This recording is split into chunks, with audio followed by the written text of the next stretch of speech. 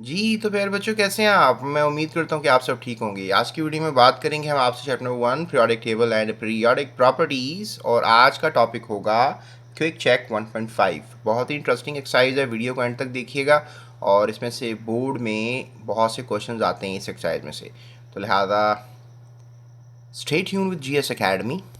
जी तो बच्चों, पहला सवाल किया जा रहा है जी, explain with the reasoning following facts about the electron affinity. Electron affinity को ही लेकर ये सारा टॉपिक है। इलेक्ट्रॉन अफिनिटी होता है किसी भी एटम में जब आप इलेक्ट्रॉन लेकर जाते हैं तो वो हाई एनर्जी स्टेट से लो एनर्जी स्टेट में जाता है इलेक्ट्रॉन, और उसमें एनर्जी रिलीज़ होती है। और ये पॉजिटिव साइन जो है, दैट नेगेटिव साइन जो है, दैट इंडिकेट्स कि एनर्जी रिलीज़ हो रही है। याद रखें, इलेक्ट्रॉन अफिनिटी को हमेशा नेगेटिव साइन के साथ ही शो किया जाता है। Negative sign shows the negative enthalpy. Question है जी, first ionization electron affinity of oxygen is a negative 141 kilojoules per mole, but the second electron affinity value is positive. तो what is this? जी तो बच्चों, अगर हम बात करें the first electron addition to the oxygen atom, तो हम देख रहे हैं कि जब ऑक्सीजन एटम के अंदर इलेक्ट्रॉन ऐड हुआ है तो वो नेगेटिवली चार्ज हो गया है, दैट इज़ नेगेटिव 141 किलो जॉल पर मोल, यानी इतनी हीट बाहर आई है। And definitely that is negative enthalpy, you need some energy. Negative enthalpy means energy release हुई है, ठीक है, याद रखनी है आपने ये बात। नेगेटिव इंथैल्पी का मतलब यहाँ पर ये नहीं है नेगेटिव नंबर, ये नेगेटिव नंबर हमारे पास यहाँ पर वट एवर द वैल्यू वही है।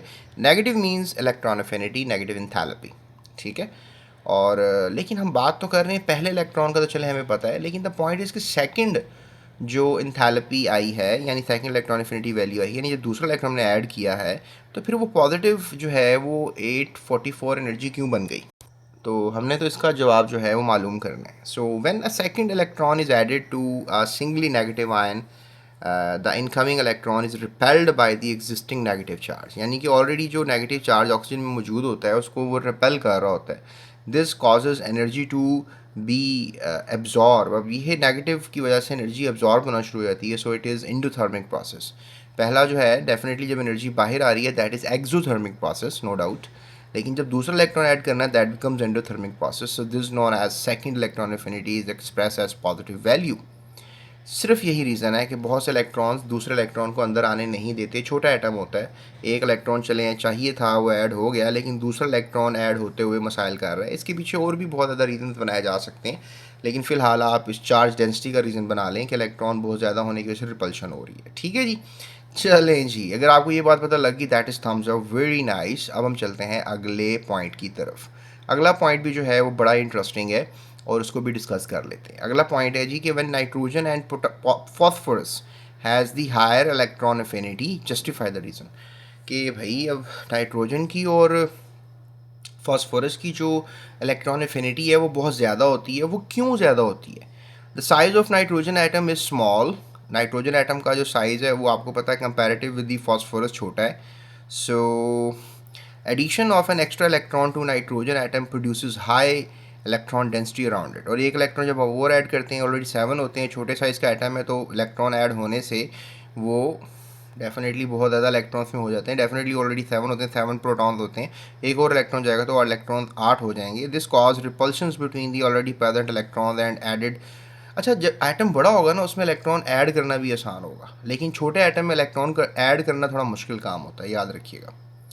सो ये बात मेरी गलत भी साबित हो सकती है वैसे, क्योंकि छोटे एटम्स इलेक्ट्रॉन डेंसिटी एक वजह होती है जो उनको ऐड होने नहीं देती, लेकिन छोटे एटम में वैसे इलेक्ट्रॉन ज़्यादा अट्रैक्ट करते हैं। मैं आपको कंफ्यूज कर रहा हूँ यहाँ पे, लेकिन कंफ्यूज गलत नहीं कर रहा कि छोटे एटम में इलेक्ट्रॉन ऐड करना आसान होता है, लेकिन अगर छोटे एटम में इलेक्ट्रॉन्स कुछ ज़्यादा हैं तो इलेक्ट्रॉन ऐड करना थोड़ा सा मुश्किल हो जाता है, ठीक है। ये मतलब ये रीज़न मैं आपको देना चाह रहा हूँ। This causes repulsion between the already present electrons and added electrons. So due to repulsions, a nitrogen atom show lesser tendency to attract electrons.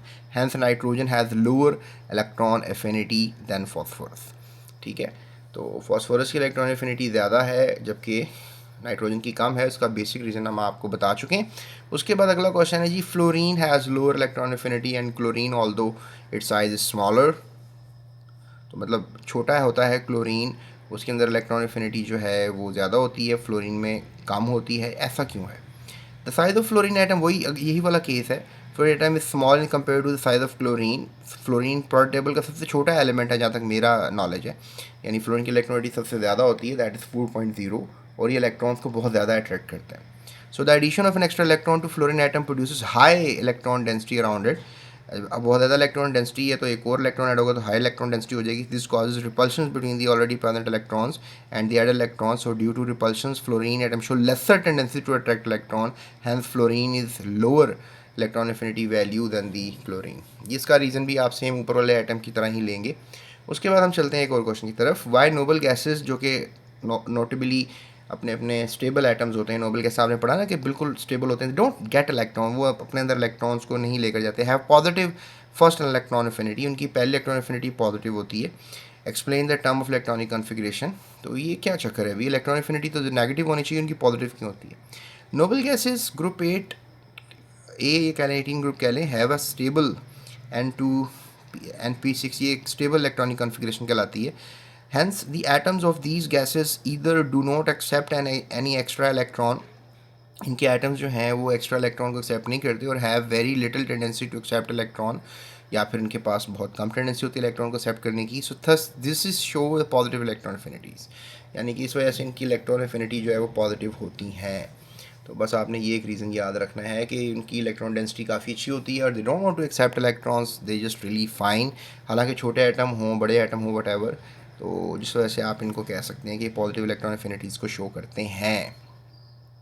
तो जनाब ये था 1.5 का सफ़र जिसमें हमने 4 सवालों को हल किया.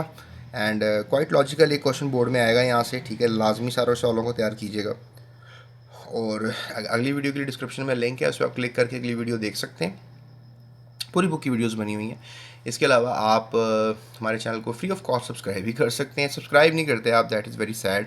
सब्सक्राइब करके जाया करें, हौसला अफजाई होती है.